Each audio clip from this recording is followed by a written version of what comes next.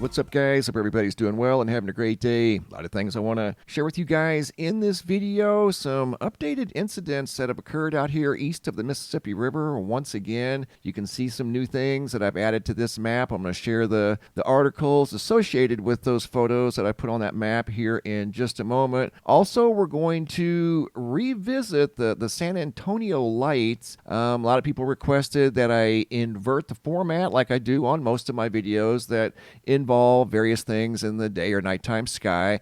This video, I did do the inverted format work. I just didn't include it in the video, and you'll see why here in just a moment. Also in this video, I want to share once again what people are seeing in the western skies after sunset. I've had several people send me in photos and video footage of these two objects in the western sky. And these are identifiable objects. These are Jupiter and Venus in that order. Jupiter's higher up. It was next to the moon here a couple of nights ago, and Venus is lower on the horizon once again after the sun sets. And here's actual video footage of the western sky at sunset, and that is Jupiter, that is Venus, and you can see it falls perfectly in line with my sky map. So if you guys see some bright lights in the western sky after sunset, just know that those are indeed identifiable planets. Coming over here to the homepage of the website, today's feature photo was sent in by Brian out of Winter Park, Colorado.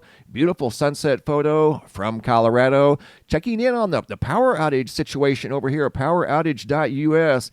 A ton of power outages right now as I do this video. In fact, at one time yesterday, there were multiple states, around 19 states, for a total of just over 1 million customers at one time without electricity yesterday at its peak. You can see still today there's 722,000 customers in Michigan without power, 121,000 customers in California, 21,000 customers in Illinois. So it's dipped down below 1 million. But again, yesterday at its peak, there were over 1 million customers without electricity.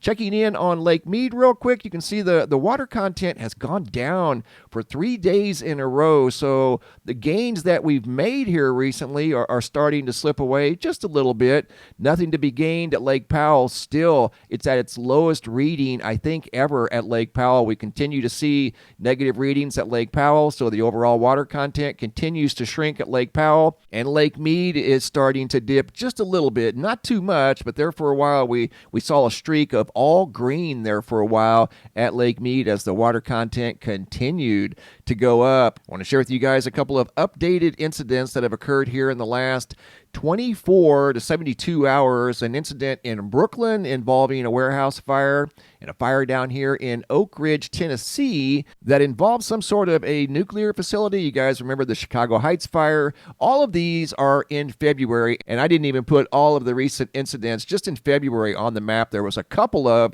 train derailments in the Detroit area, a couple of large fires down in Florida. The ones that I want to talk about in this video, the first one is out of Brooklyn. This was a large fire that occurred February 21st of 2022, and this was a lumber warehouse that apparently housed a lot of stock, according to the article. So it took a while to get that one under control. This is the one out of Tennessee that was on the map right here next to Knoxville, Tennessee. It was a situation at a uranium processing facility in Oak Ridge. There was a fire at one of the buildings at this facility that was well contained, and there was no further incident following this fire.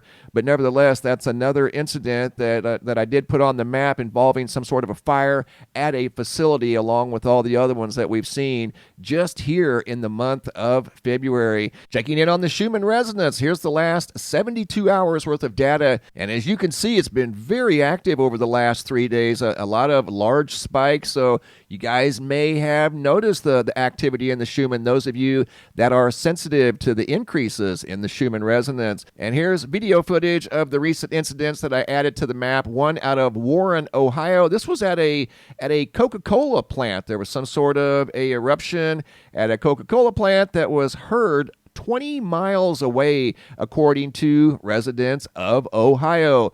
Going from there to Bedford, Ohio, this is north of East Palestine, and this was a metal factory. Also on February 21st of 2023, some sort of a eruption at a metal factory north of East Palestine, approximately 40 miles north of the train incident in East Palestine. Going from there to Medley, Florida. This was a large eruption also on February 21st.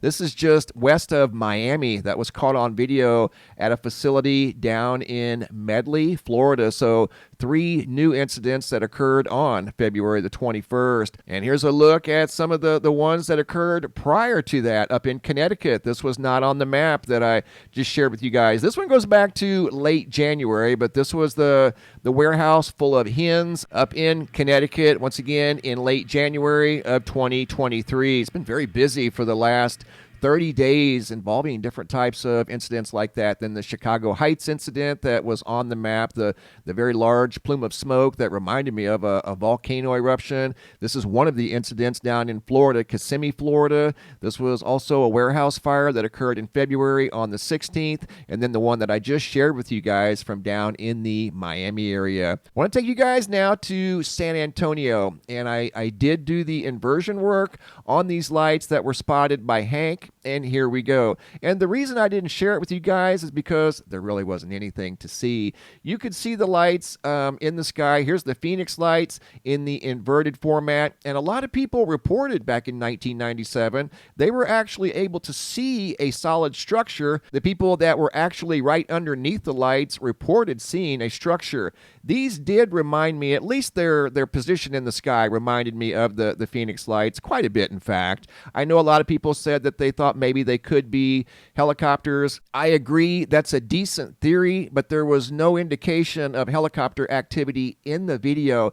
If these were helicopters, there would have been 5 or 6 of them. They would have been loud. You probably would have heard them before you saw them. But anyway, here's the inverted format. I'm going to zoom in right here even closer and see there's really nothing to see in between the lights that to me appear to be attached to something larger because they're moving so perfectly in unison. A helicopter, I think, would maybe go up and down. They would vary just a little bit, don't you think? And there would have been noise in the video reflecting that those were indeed helicopters, and that would have been a easy identify. These were like solid red lights. They just didn't appear to be helicopters to me. But the helicopter theory, yeah, I agree. They could have been helicopters. At the end of the day, they're too far away to tell. From this distance, they reminded me of the Phoenix lights. That's what they reminded me of. Could they have been something else? Absolutely they could have. We don't know what these things were, but here they are in yet another format, and you can't see anything in between those bright lights. And like the Phoenix lights, I don't necessarily think, unless you're right underneath a structure like that, I don't think you're supposed to see it from a long ways away. You might be able to see the lights themselves, but not the structure. So there was the inverted format, guys, and as you can see, there really wasn't much to see. Video footage here sent in by Dorian W. out of Arlington, Texas, of a recent sunset. Very cool shadows up in the sky that didn't make a whole lot of sense. That is light being deflected in different directions by the clouds themselves, creating unusual shadows in the clouds that you don't normally see on a day-to-day basis. But on this particular day, the sun angle was just right with respect to the clouds, and it caused a unique shadowing to appear in the sky. Thank you, Dorian. Greatly appreciate that. If you guys have any photos you'd like to share, you can send those to reports@mrmbb333.com. If you guys have any videos you'd like to share that won't attach to the email for whatever reason, come over here to the homepage of the website, look for this red tab that says Have a Large Video. Simply click on that red tab, drag and drop your video into the red banner. Please include your first name, date, and location, and I'll take it from there. Thanks for watching. Have a super day, and be safe out there.